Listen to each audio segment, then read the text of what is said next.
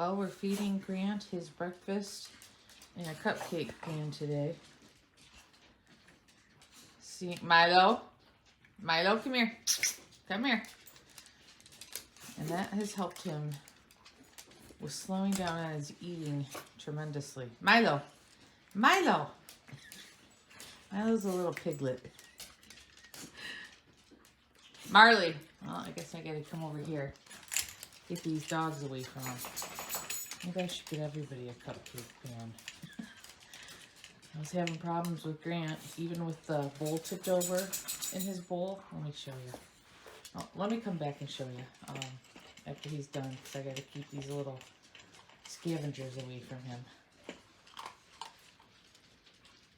That worked out great, guys.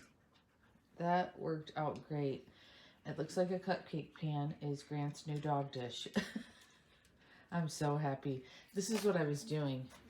I had a smaller bowl than this, and I thought, well, maybe I need a bigger bowl. So I got this other dog dish, and I would flip it up in here, put his food around, but this still slid over, and he'd still have a big spot, and he would inhale it, and then it would like get caught in his throat or something, because he was just like a Hoover vacuum, just inhaling it, and he would like throw back up in his bowl, and he didn't do it all the time, but I thought that is not good for him, and I tried one of these slow feed bowls, like the other boys use, who have, they can use these fine, but he would like bite a knob here, he would like bite it, pull it up in the air, and just flip it over and dump the food out. But the cupcake pan, I don't know if someone in the comments told me this a long time ago, or I saw it somewhere, I can't remember, and it like clicked in my and this is before I had Grant, and I was laying in bed last night thinking, there's got to be another way for him to be able to eat his food, and I could slow him down, and it just popped in my mind that I remember seeing it somewhere, and I don't know where, or somebody told me, and it's worked like a charm. I just spread his food out between each little circle and totally slowed him down, and he had no problems. I'm so happy. So I just wanted to share this tip with everybody else in case you got a fast eater and they don't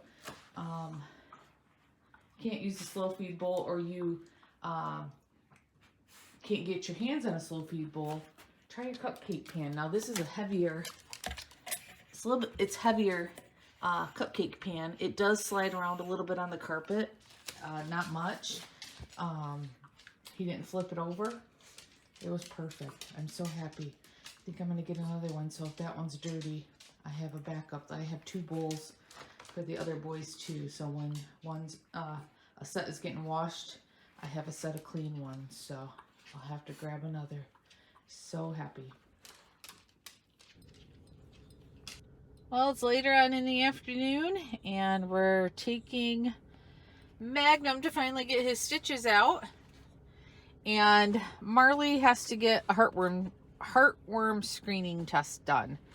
So got 2 boys with us to go to the vet. I'm also going to have them look at a little bump by Marley's little private area. Never noticed it before. Of course it wouldn't be there when we had the bump on his nose removed. I'm going to see if it's just a fatty cyst, because if it is, it can be something that can be taken care of when he gets his dental. So I'm going to see if they can look at that, or if I need to schedule a different appointment, since he's only seeing a vet tech to get blood drawn for his heartworm screening test. So Magnum will be able to have this big, I call it his floaty. He'll be able to have that off today after he gets those stitches out. So he'll be happy. Yes, he will. All right, let's get going.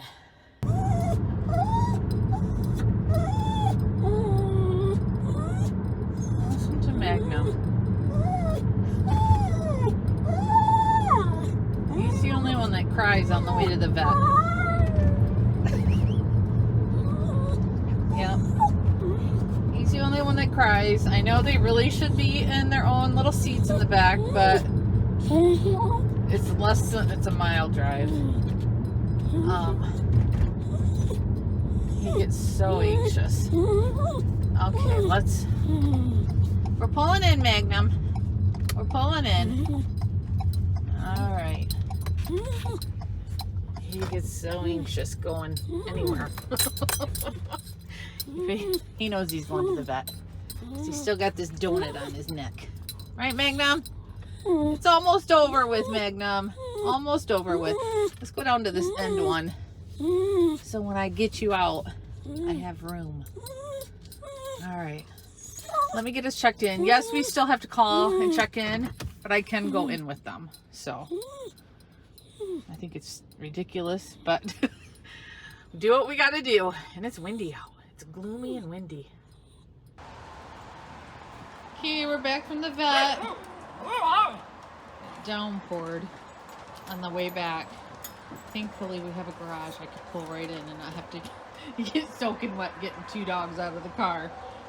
Magnum's got his stitches out. He still has his donut on because the one stitches on his chest that he was getting at before I bought this donut cone, they got the scabbing off of it, and it's I don't want to say raw, almost raw looking. You know how when scabbing comes off, they said I may want to keep that on for a couple days, just so he doesn't mess with it and irritate it. So poor Magnum still has to wear his donut for a couple days, unless when I go inside and I take it off, we'll see if he messes with it. He probably will. Probably will. Marley got his heartworm testing done. Won't know the results of that until probably tomorrow. I'll probably know tomorrow. But I don't expect any issues with that. They take heartworm medication. And the bump is nothing to worry about. So I'm happy about that. So we're all back. We're all back. No, it's wet and it's cold. It's wet and cold. I was gonna give them all baths today because they're all stinky and dirty from the rain we've been having lately. We've finally been having rain here, but it's raining again today, so why wash them if they're just gonna get stinky and dirty again? So I think it's supposed to dry up. I think it's supposed to dry up tomorrow, so we'll probably give them baths tomorrow. Get them all cleaned up. So all right, guys, oh, my husband's calling. I will see you guys in the next video.